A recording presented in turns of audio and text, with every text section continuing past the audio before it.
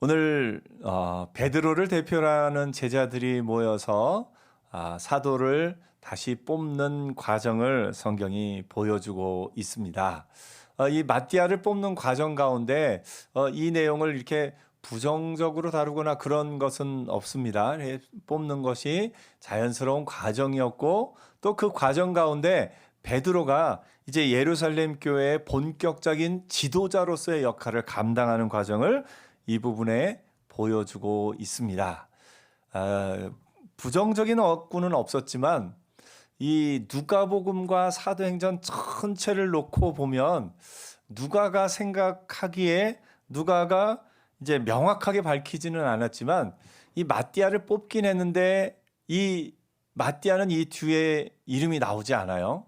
오히려 사도의 역할을 온전히 감당했던 사람은 바울이다 이렇게 누가는 조금 생각한 것 같습니다. 그래서 이 과정을 이렇게 명확하게 기록해 놓기는 하였지만 아마 이 누가의 마음 가운데는 또 다른 12번째 사도로서의 바울을 조금 염두에 두고 있지 않았나 이렇게 좀 생각이 들기도 하고요. 12이라는 숫자가 왜 중요한가 생각을 해보면 이 당시 이스라엘에는 몇 개의 지파가 있었죠? 12개의 지파가 있었죠. 그래서 12이라는 수는 완전수로 여겨졌습니다. 이스라엘 사람들에게 12이라는 수는 완전수로 여겨졌기 때문에 12명의 제자들이 이렇게 예수님과 함께 다니다가 11명이 되었을 때 뭔가 이 좀 불안한 게 있는 거예요. 12이 돼야 되는데 하다가 그들이 지금은 어떻게 보면 아직 성령을 받기 전, 그러니까 예수님이 십자가에 달려 죽으신 그날이 6월절이고요. 그 이후로 50일이 지나서 오순절이 되었을 때, 50일이 지났을 때 성령이 임하신 것을 성경이 기록합니다. 근데 지금 마띠아를 뽑은 건 언제냐면 예수님이 부활하신 후에 또 이제 6월절 후에 사순절이 되는 날 40일 이후에 예수님이 승천하셔요. 그리고 50일째 성령이 임하십니다. 지금 이 마띠아를 뽑은 건 그 중간에 그 열흘 동안에 있던 일이라 이렇게 생각이 되어집니다. 그래서 이들 마음에는 11명이라는 숫자가 뭔가 좀 이제 이스라엘 문화에서는 불안한 거예요. 그래서 속히 마띠아를 뽑았다 하고 이제 이 기록을 통해서 우리가 알 수가 있고요. 실제로 예수님께서도 그 미리 예언하실 때 너희 12명을 또 모든 또 하늘나라에서 다스리게 하게 하리라 이렇게 말씀하셨기 때문에 이들의 마음 가운데는 좀 빨리 뽑고 싶은 마음이 있었습니다. 사도라는 이 이제 제자라고도 하는 이 부분 중에서 이 사도는 특별히 예수님의 12 그 제자만을 사도라 이렇게 부르고 있습니다. 나중에 이제 바울이 다메섹으로 가는 그 길에서 예수님을 직접 만나서 또 예수님의 또 제자로서 복음을 전하게 된 과정을 이렇게 사도행전을 통해서 기록한 것을 보면 예수님이 직접 뽑으신 사람으로서의 바울의 모습을 이렇게 기록하고 있는 것을 봅니다. 아무튼 11명 또 12명 누가 그 수에 들어갔건 중요한 것은 하나님의 역사가 이제 이 사도들을 통해서 그리고 이곳에 함께 있던 제자들을 통해서 본격적으로 성령께서 역사하신다라는 것이 우리에게는 보다 중요합니다. 그래서 이 12이라는 숫자에 대해서 이스라엘 당시에 이 이스라엘 문화에 있던 사람들은 우리보다는 조금 더 예민한 것 같아요. 우리도 이 별것 아니지만 우리 문화 속에 조금 이렇게 남겨져 있는 것들이 있잖아요. 뭔가 불안한. 그래서 지금 뭐 예를 들면 이름을 빨간색 글씨로 쓰면 그게 별것 아닌 것 같은데도 누가 혹시 빨간색 글씨로 이름을 쓰고 이렇게 하면은 왠지 좀 그렇지 않습니까? 지금은 그런 것에 관계 없다 하더라도 아마 이스라엘은 이 12이라는 숫자에 대해서 우리가 어떤 문화적 관습적으로 갖고 있는 것에 대해서 보다 더 12이라는 숫자를 예민하게 받아들였던 것 같습니다. 제자들이 감람원이라 하는 산으로부터 예루살렘에서 돌아옵니다. 이 산은 예루살렘에서 가까워 안식일에 가기 알맞은 길이다 이렇게 이야기합니다.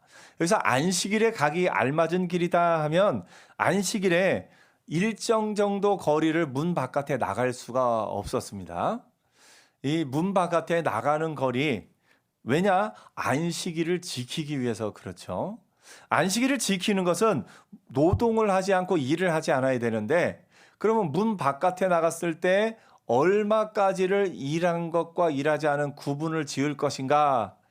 이제 성경에 나중에 다른 곳의 예언서에 나오는 그 말씀들을 기준으로 이스라엘 사람들은 2000 규빗을 이야기합니다.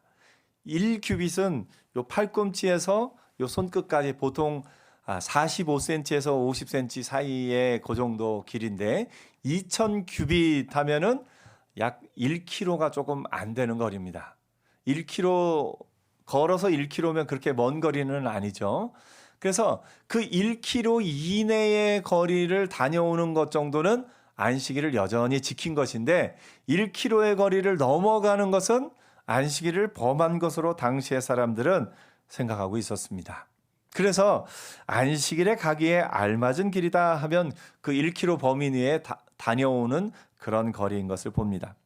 그들이 이제 거기서 돌아와서 그들이 유하는 다락방으로 올라가니 이야기를 합니다.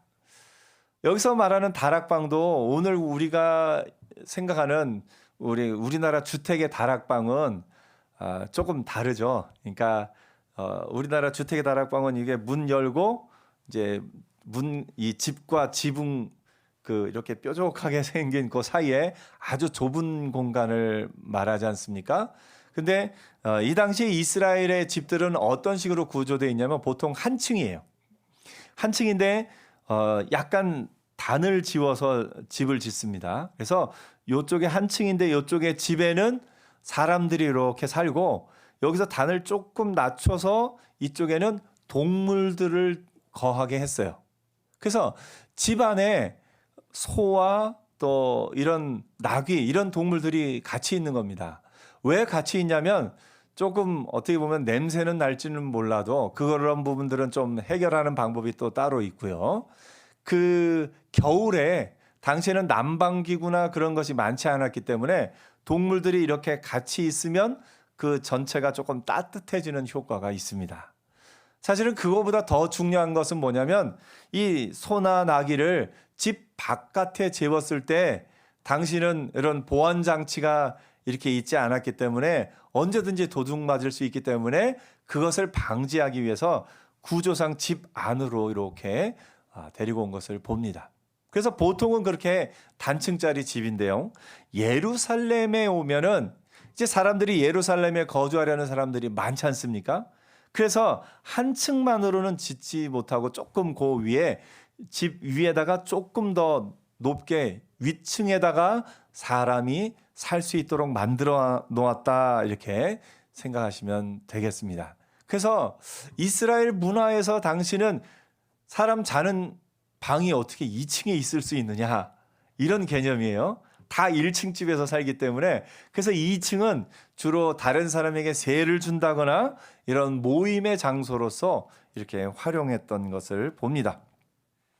그래서 이 다락이 우리나라처럼 좁은 공간이 아니라 꽤 넓은 공간, 사람이 지은 집 위의 공간이기 때문에 어떻게 보면 1층에 있는 방보다도 더 넓은 공간이 있을 수 있습니다. 그 다락에 몇 명이 모여 있었느냐? 120명가량이 모여 있었다라고 성경이 기록한 것으로 보아서 물론 빼곡하게 앉았겠지만 꽤 이렇게 넓은 공간이었음을 알 수 있습니다. 그들이 유하는 다락방으로 올라가니 베드로, 요한, 야고보, 안드레아, 빌립 11명의 제자 이름을 쭉 이야기합니다. 그러면서 14절에 여자들과 예수의 어머니 마리아와 이렇게 이야기를 합니다. 당시 유대인들의 문화를 또 한번 또 말씀드리자면 유대인들의 문화에서 여자들은 이런 어떤 모임이 있을 때 쉽게 함께하지 못하는 문화가 당시에 있었습니다. 유대인의 랍비들은 지금도 뭐라고 생각을 하냐면 여자와 12살 이하의 남자 아이들을 가르치는 것은 어리석은 일이다라고 생각을 합니다. 그래서 유대 문화에서는 지금도 어린 아이들과 여자들에게는 뭘 가르치지 않아요.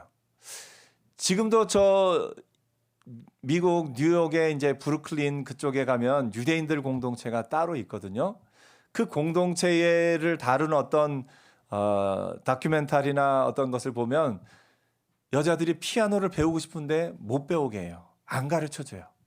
그래서 지금도 여전히 그런 어떤 남자와 여자의 그런 것들을 차별을 두는 그런 유대인들의 문화를 봅니다.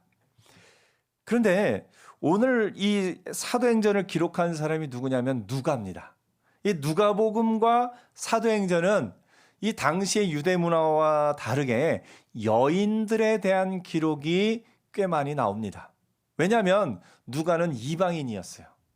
이방인으로서 예수를 믿은 사람이었기 때문에 이 이야기를 전해 듣고 기록하면서 여인들의 역할이 어떠하다는 것을 굉장히 많이 들었고 또 그것에 대해서 조금 일부러라도 기록했던 것을 보게 됩니다.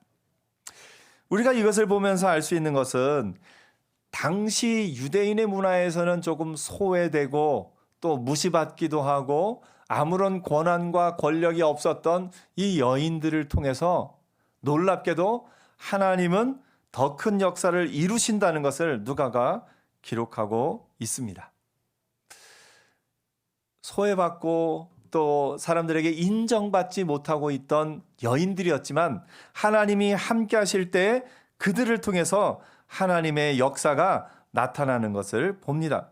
실제로 누가복음 8장 1절에 보면 예수께서 각 성과 마을에 두루 다니시며 하나님 나라를 선포하시며 그 복음을 전하실 때 12 제자가 함께하였고 또한 누가 함께했는가 보니까 악귀를 쫓아내심과 병고침을 받은 어떤 여자들 곧 7 귀신이 나간 자 막달라인이라 하는 마리아와 헤롯의 청지기인 구사의 아내 요한나와 수산나와 다른 여러 여자가 함께하여 자기들의 소유로 그들을 섬기더라라고 성경이 기록합니다.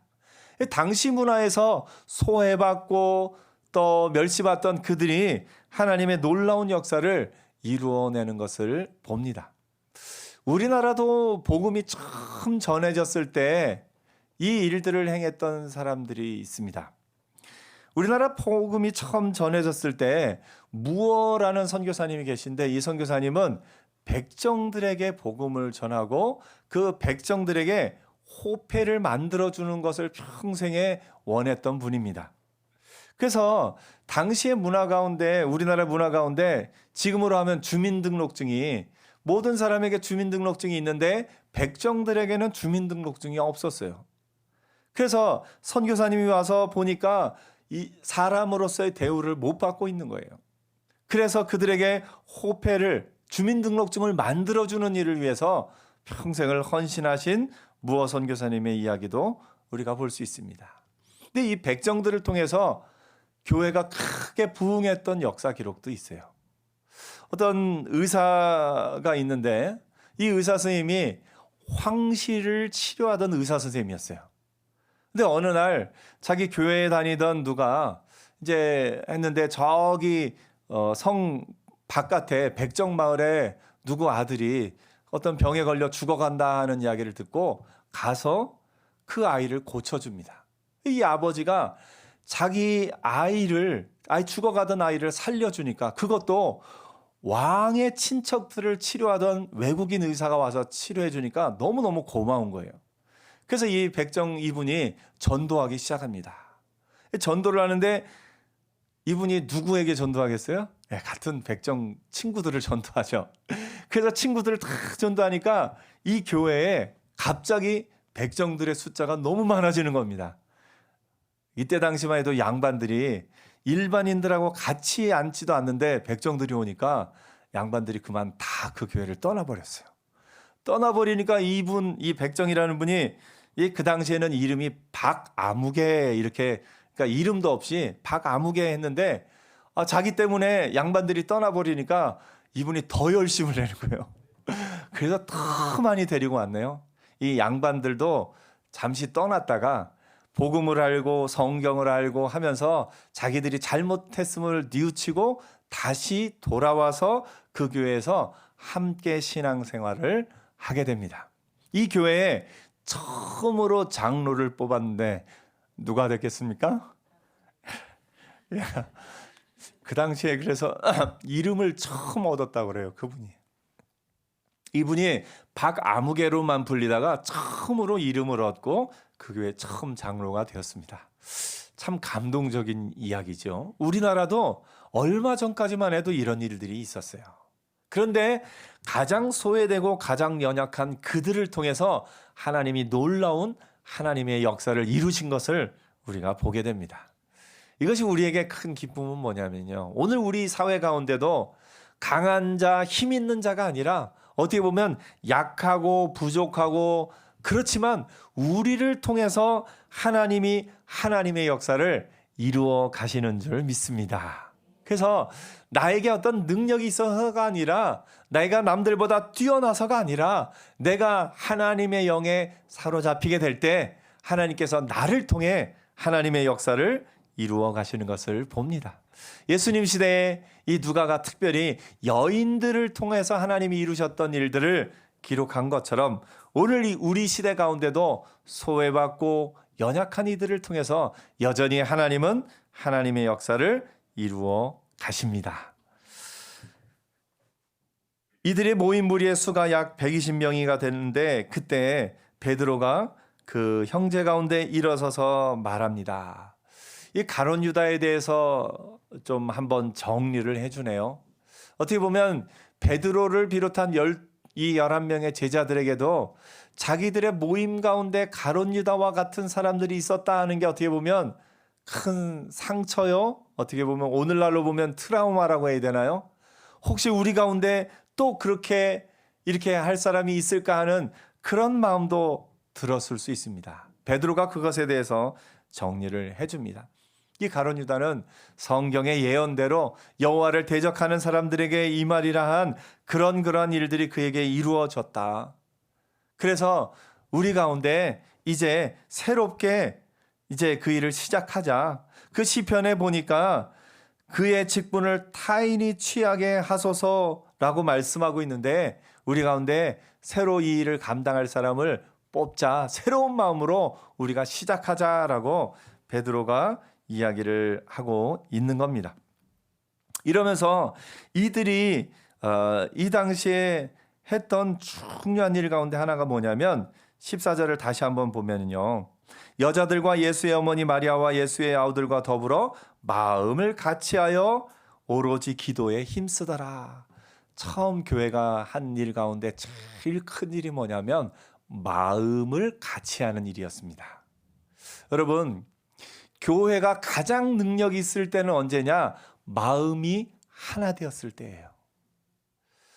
어떤 분들은 그럽니다. 교회에서 너무 열심히 하려고 이 일하고 저 일하고 막 하면서 가끔 교회 내에서 이렇게 싸우기도 합니다. 왜 싸우냐고 물어보면 잘하려고 싸운다라고 이야기하기도 합니다. 그런데 교회 일은요, 싸우는 것보다 조금 못해도 안 싸우는 게 교회에는 더 놀라운 하나님의 역사가 나타납니다. 그래서 여러분, 우리 잘하려고 싸우지 말고 보통만 합시다. 보통만 하더라도 한 마음이 되면 더 큰 하나님의 역사를 이루게 됩니다. 여러분 생각해 보세요. 만약에 이 김 권사님과 또 어떤 최 권사님이 싸웠다고 생각을 해보세요. 그러면 나중에 김 권사님이 앞에 나와서 대표 기도를 하면 최 권사님은 마음이 어떻겠습니까? 아이고, 싸울 때는 그러더니 기도를 잘하면 잘할수록 더 마음이 힘들어지는 거예요. 그러면 은혜가 되어야 될 일이 은혜가 되지 않습니다. 어디 구제를 나가거나 무슨 일을 하거나 열심은 내면 낼수록 싸웠던 사람들의 마음은 더 힘들어지는 것을 보게 됩니다. 그래서 여러분, 교회 내에서는 어떤 일을 이렇게 하려고 하다가도 누군가가 반대가 있고 그게 혹시 싸워서 그 일을 진행해야 되는 일이라면 차라리 안 하는 게 좋습니다. 차라리 안 하고 화평을 누리고 은혜를 누리고 하나됨을 유지할 때 오히려 교회는 더 큰 일을, 더 하나님의 일을 이루게 되는 줄 믿습니다. 성경이 그러잖아요. 성령이 하나 되게 하신 것을 힘써 지키라. 어떻게 지키라고요? 힘써 지키라. 하나됨은 기적입니다. 하나됨은 사실 이 교회 바깥에서는요, 여러분 친한 사람하고만 만나면 돼요. 안 친한 사람 안 만나면 돼요. 교회는 뭐냐면요, 일단 모였는데 친해지래요. 이게 교회예요. 교회 바깥에서는 안 친한 사람 안 만나고 친한 사람만 만나면 돼요. 그런데 교회는 일단 모아놓고 친해지래요. 근데 그게 돼요. 그러니까 기적이죠. 그래서 예수 안에서는 우리가 하나됨이 기적이고 하나됨이 우리가 궁극적으로 해야 될 일인 줄 믿습니다. 마음을 같이하여 오로지 기도에 힘쓰더라. 사도행전 2장 46절에 날마다 마음을 같이하여 성전에 모이기를 힘쓰고, 또 5장 12절에 사도들이 손을 통하여 민간의 표적과 기사가 많이 일어나며 믿는 사람이 다 마음을 같이하여 이렇게 기록합니다. 사도행전 15장 25절에도 사람을 택하여 우리 주 예수 그리스도의 이름을 위하여 생명을 아끼지 않은 자인 우리가 사랑하는 바나바와 바울과 함께 너희에게 보내기를 만장일치로 결정하였노라. 이런 이야기들이 사도행전에 많이 나옵니다. 마음을 같이 했다라는 이 동사 표현이 성경 신약에 11번이 나오는데요. 그 가운데 10번이 사도행전에 나옵니다. 그러니까 사도행전이 특별히 이 단어를 중요하게 생각하고 있는 거죠. 사도행전은 성령 행전인데요.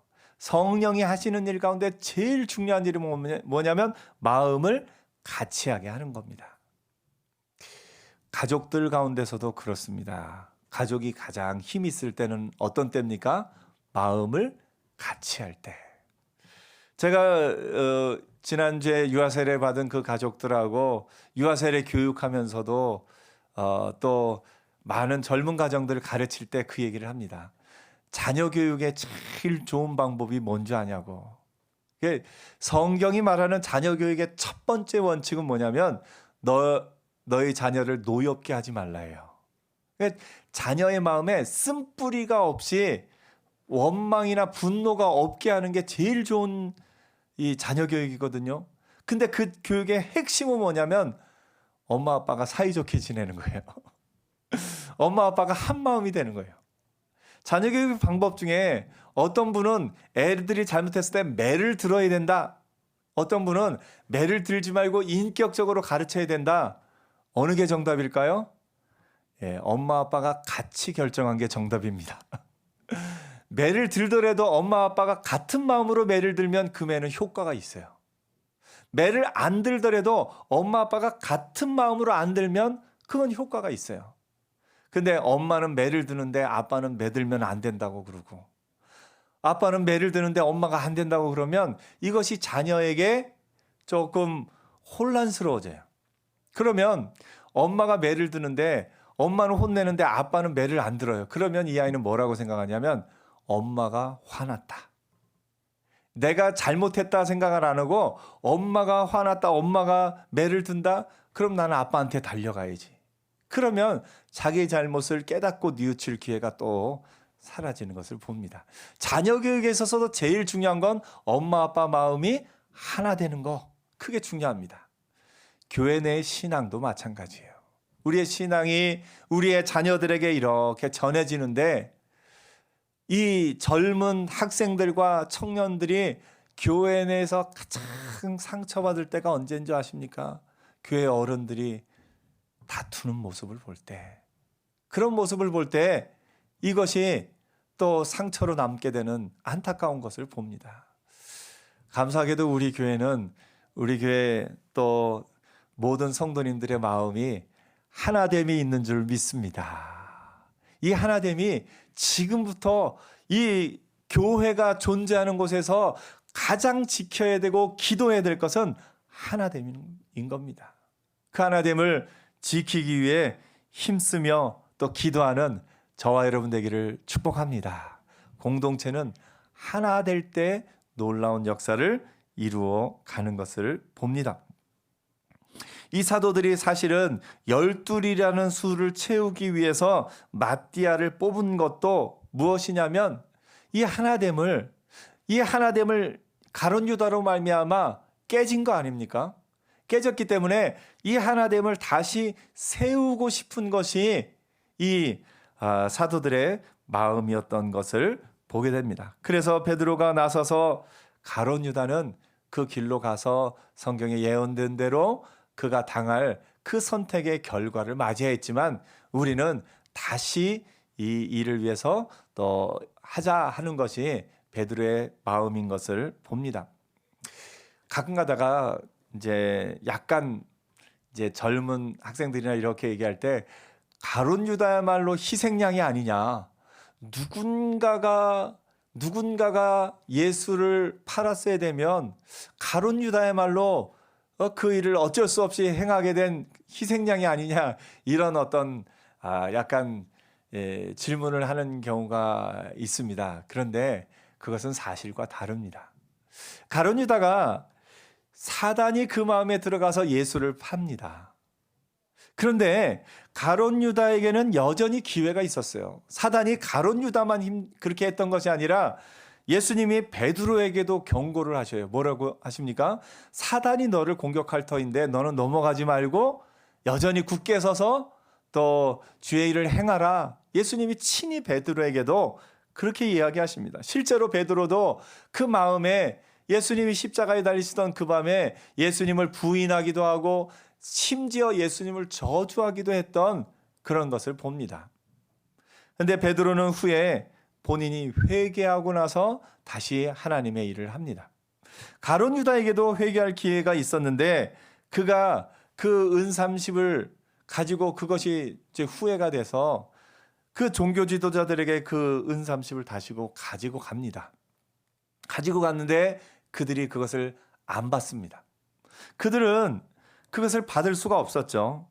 그래서 그것을 안 받았는데 이 가룟 유다는 그거를 자기에 대한 거절, 하나님이 자기를 거절하신 것으로 아마 오해를 했던 것 같습니다. 그래서 스스로 목숨을 끊고 악한 선택을 하고 맙니다. 중요한 것은 넘어지지 않는 것이 아니라 넘어졌다가 빨리 일어나는 게 능력입니다. 베드로는요, 넘어졌지만 어떻게 했어요? 다시 일어서서 주의 일을 합니다. 우리의 사는 삶 동안에도 그렇습니다. 우리가 넘어지지 않고 굳건히 서서 하나님의 일을 하면 좋겠지만 우리 가운데도 연약함이 있고 때로 넘어지기도 합니다. 그러나 중요한 것은 넘어졌을 때 넘어져서 그대로 있는 것이 아니라 넘어져도 다시 일어나는 것, 그것이 능력인 줄 믿습니다. 영적인 침체에서 회복되는 것이 성령의 충만함입니다. 그래서 저와 여러분 사는 동안에 혹 실수할 수도 있고 넘어질 수도 있지만 다시 일어서서 하나님의 은혜 안에 힘있게 걸어가는 저와 여러분 되기를 축복합니다. 힘있게 다시 일어서는 것, 그것이 우리의 능력이고 그렇게 할 때 하나님이 우리를 통해서 놀라운 하나님의 역사를 이루어 가실 줄 믿습니다. 베드로가 때로 연약했었지만 예수를 부인하고 예수를 저주까지도 했던 사람이지만 하나님이 그를 받아주시고 그가 다시 일어서서 이제 이스라엘 예루살렘 교회의 지도자로서의 모습을 보이는 것을 오늘 성경을 통해서 보면서 오늘 나도 연약한 부족함이 있지만 하나님이 내가 하나님 앞으로 나갈 때 언제든 받아주시고 인정해 주시고 나를 통해 하나님의 역사를 이루어 가신다는 것을 믿고 하나님 앞에 쓰임받는 저와 여러분 모두가 되기를 축복합니다. 기도하겠습니다.